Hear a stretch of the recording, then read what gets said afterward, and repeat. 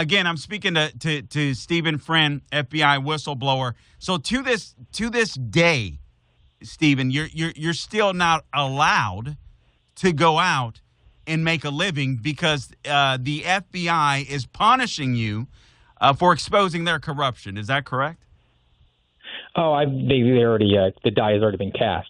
They have withheld my training documents to the point where I can't get into law enforcement. I mean, I get denied applications to work as just a regular sheriff's deputy, even part-time security. It's been a tough road to hoe here, but hopefully with the incoming Kash Patel directorship, I'll at least maybe get access to that sort of information. And on top of the fact that my security clearance being revoked is kind of a pretty bad black stain on you that you're unable to really gain any sort of employment out that's meaningful.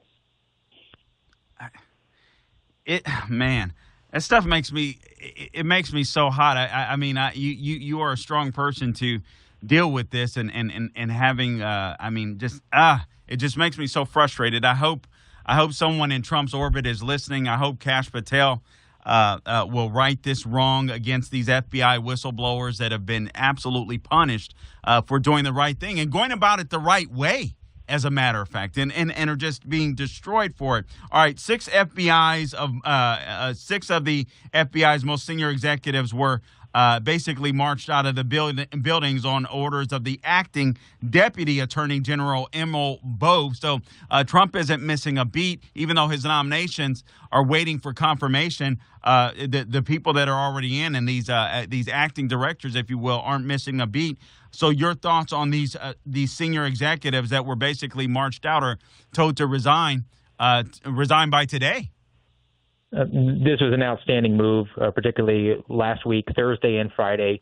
These EADs, as they're called, executive assistant directors, they're the fourth in line. You have director, deputy director, associate deputy director, but then these six folks oversee the various branches of the FBI. It's an incredibly high, prominent position. And to dismiss them and give Kash Patel an opportunity to come in and actually bring in capable and competent leaders to reform the agency is a tremendous opportunity, because right now, across the board, almost 100% of management within the bureaucracy is just incapable and incompetent. You're filled with people who's solely interested in promoting within a construct that only promotes people like them. I mean, they have no experience. Within 5 years of entering the FBI, they're already entering into management ranks, and they're overseeing things that they have no subject matter expertise in. And that has to go away. We have to actually say, next man up. People who have been in the agency and actually know what they're doing are going to have to chart a course here and get this thing back on a path to be an objective force for good that's interested in protecting the American people against fraud and force. It sounds like the same problem exists in the DOJ slash FBI. Stephen Friend is my guest, FBI whistleblower, that exists in the military, and that's what Secretary of Defense Pete Hegseth wants to clean up. It sounds like, I mean, basically the same issue. You've got these top-heavy people that are just working for a promotion. You talked about, just briefly, you mentioned this before, but a lot of these people, they get paid based upon bonuses, so their incentive isn't necessarily to maybe solve crime as much as it is to create crime. Am I going too far with that? Maybe tie that into the J6 prosecutors that are being fired, Stephen Friend?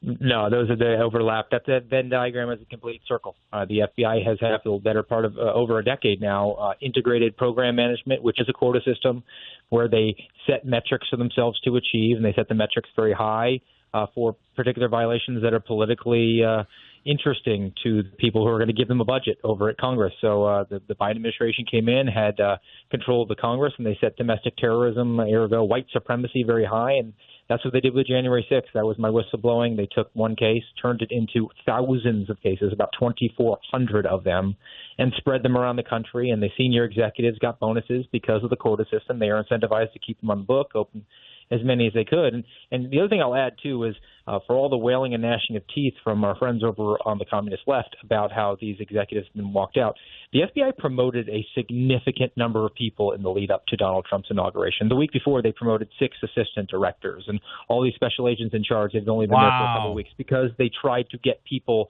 into executive ranks in preparation to resist Donald Trump and Kash Patel. So these are not people who are long tenured and experienced executives.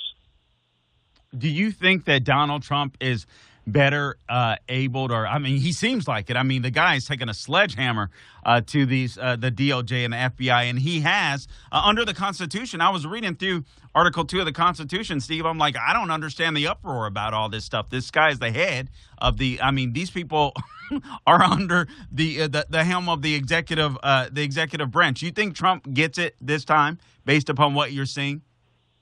I think so. I think that 4-year gap there, where he was trying to play nice for his first administration and saw where it got him. It got him on the other side of multiple federal investigations that were just wholly ridiculous and fabricated. And then now he's actually got an appetite to go in and root this sort of thing out. He's done talking about the good men and women of these agencies and saying that, look, a lot of them are the problem, not just because that they were contriving these schemes, but because they were just willing to follow orders. They saw their oath of office as nothing more than an iPhone user agreement, something you check yes in order to get access to a lucrative career, and that is wholly inappropriate if you are in a position of public trust, and you need to be rooted out. I am not going to shed a tear for anyone who just followed orders and agreed to put 80-year-old women who prayed outside of an abortion clinic in behind a cage because their boss told them to, because their boss wanted to get a $50,000 a year bonus. All right, I'm speaking to Stephen Friend, FBI whistleblower, also author of the book. I don't know why I forgot to mention this, True Blue, My Journey from Beat Cop to Suspended FBI Whistleblower. So please go out and purchase that book. Help a brother out, if you will. Stephen, we only have a minute and a half left with you here. J6 prosecutors, they're gone. Speak about that real quickly. Your take on that. Wholly appropriate. Again, we're back to the process. Look, regardless of what offenses were committed on January 6th, the DOJ and the FBI were interested in the outcomes. They violated due process rights, they violated cruel and unusual punishment rights, and they marched people into a star chamber so that they could get another pelt on their belt here. All the prosecutors there, and I've talked to others who knew about what was going on, the illegalities that occurred there, they should not just lose their jobs, they should be, in fact, prosecuted for color of law violations. Look, the example I give is Bill Cosby. Bill Cosby committed horrible offenses, sexual assaults against young ladies, but when he agreed with a prosecutor to tell them what happened in return for not being prosecuted, that deal was struck and then violated by the government. Bill Cosby walked free. This is entirely the fault of the government. They made the process, the punishment. They got away from the directive to follow the process. So regardless of what anybody committed, anybody who was wrapped up in J6 as a I subject agree with you. needs to be let free. Man, that's such a great point. 20 seconds. The standards need to be raised with in the FBI as far as qualifications, DEI, whatever it may be. 20 seconds. They put diversity ahead of rigorous obedience to the Constitution as a core value. That needs to go away. We need to get competent, capable people here who are actually able to do the job of law enforcement. All right. Stephen Friend, I appreciate you, man. I'm going to be sounding the horn and praying for you. Your security clearance needs to, you need to have it. You need to have it. You don't deserve to be treated this way. Thank you, man. Thank you.